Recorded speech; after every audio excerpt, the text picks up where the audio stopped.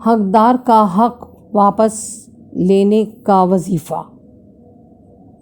خواہ زمین ہو، جائیداد ہو یا پیسہ ہو، اگر کوئی آدمی کسی کا حق تلف کر لے یا دبا لے یا کسی پہ ظلم کرے، کسی کے پیسے یا زمین کو دینے سے انکار کر دے، یعنی اس کا معاوضہ دینے سے انکار کر دے، اپنی چیز کو یا حق کو واپس لے گا اگر اس آیت کو پڑھے، تو اللہ نے ظالم کے لیے قرآن کریم کے ذریعے تنبیہ کی ہے، اور ظالم کے لیے سب سے زیادہ شدید یا ڈرانے والی آیت یہ ہے کہ مظلوم کے لیے سب سے تسلی بخش آیت یہ ہے کہ آج اس معاشرے میں بہت سے لوگ دربدر پھر رہے ہیں اور جائیداد اپنی ہوتے ہوئے بھی وہ اپنا حق واپس نہیں لے پا رہے ہیں۔ اگر آپ مظلوم ہیں تو یہ آیت نمبر 42 سورہ ابراہیم کی عصر و مغرب کے درمیانے ٹائم 70 بار پڑھنا ہے،